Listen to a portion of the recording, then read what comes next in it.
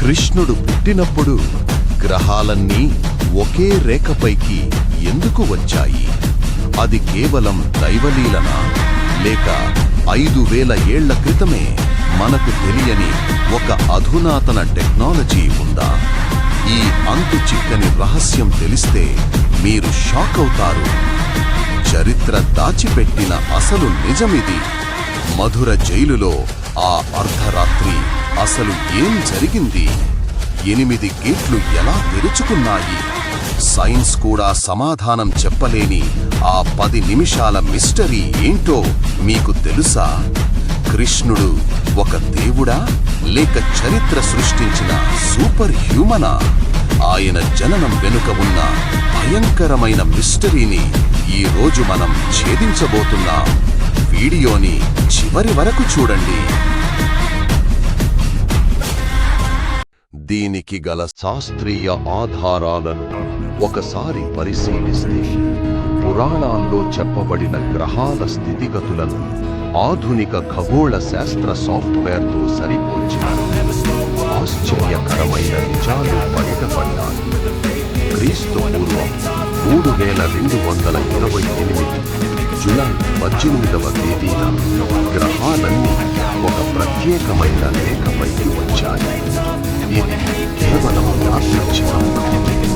కృష్ణుడి జననం ఒక చారిత్రక వాస్తవమని చెప్పడానికి ఇదొక బలమైన సాక్ష్యం. మనం ఇప్పుడు ఒక అద్భుతమైన కాల ప్రయాణం చేద్దాం. మన పురాణాలు శ్రీకృష్ణుడు రోహిణి నక్షత్రం 8వ తిథి నాడు జన్మించాడని ఖచ్చితంగా చెబుతున్నాయి. ఇది నిజంగా సాధ్యమే. ఆధునిక ఖగోళ శాస్త్రం అవును అని సమాధానం ఇస్తుంది. పురావస్తు ఖగోళ శాస్త్రవేత్తలు, ఆర్కియో ఆస్ట్రోనామర్స్ ప్లానిటోరియం సాఫ్ట్వేర్ ఉపయోగించి 1000 ఏళ్ల క్రితం ఆకాశం ఎలా ఉందో పరిశీలించారు. ఆశ్చర్యకరంగా క్రీస్తు పూర్వం 3228 జూలై 19వ తేదీ అర్ధరాత్రి సరిగ్గా మన గ్రంథాల్లో వివరించిన సమయంలో మరియు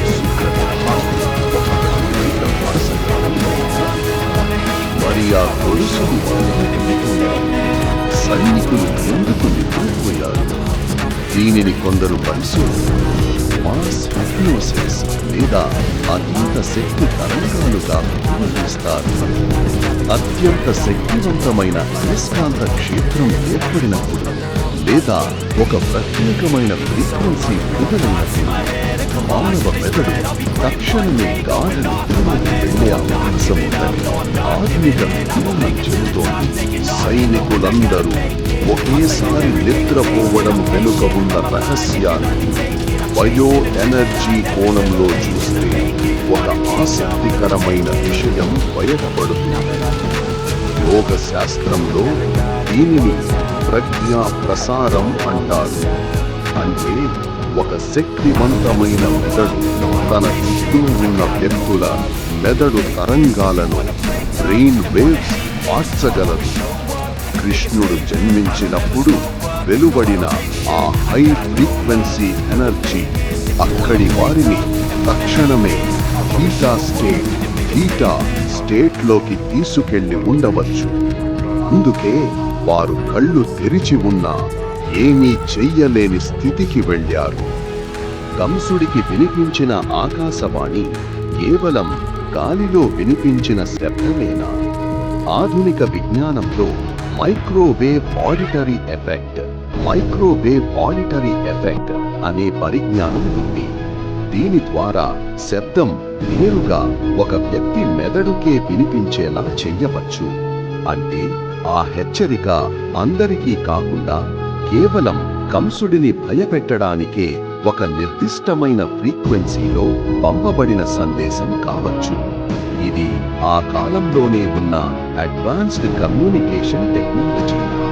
మధురలోని కృష్ణ జన్మభూమి వద్ద జరిపిన తవ్వకాల్లో బయటపడ్డ పురాతన కట్టడాలు మరియు సముద్ర గర్భంలో దొరికిన ద్వారక నగర శిలాజాలు కృష్ణుడి చరిత్రను పురాణాల నుండి బయటకు తెచ్చి వాస్తవ రూపంలో మన ముందు ఉంచుతున్నాయి.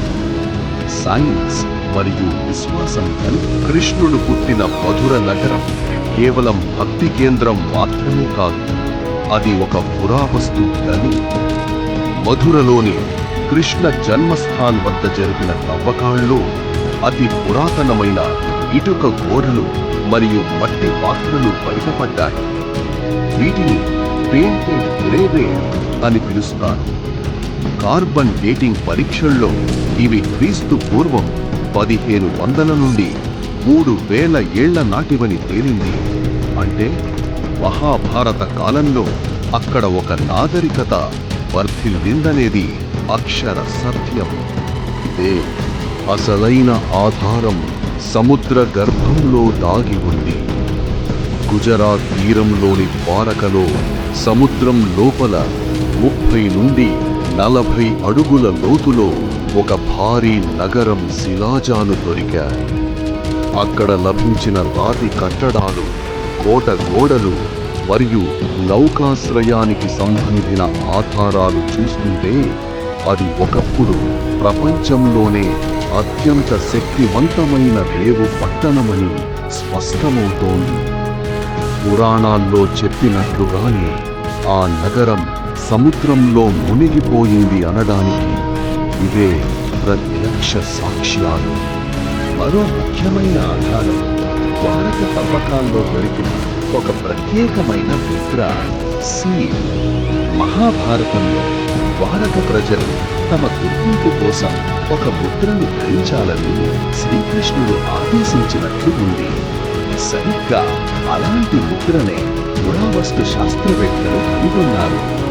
ఈ భౌతిక ఆధారాలన్నీ కలిపి చూస్తే కృష్ణుడు కేవలం ఒక ఊహ కాదు, మన చరిత్రలో నడిచిన ఒక మహోన్నత వ్యక్తి అని అర్థమవుతోంది.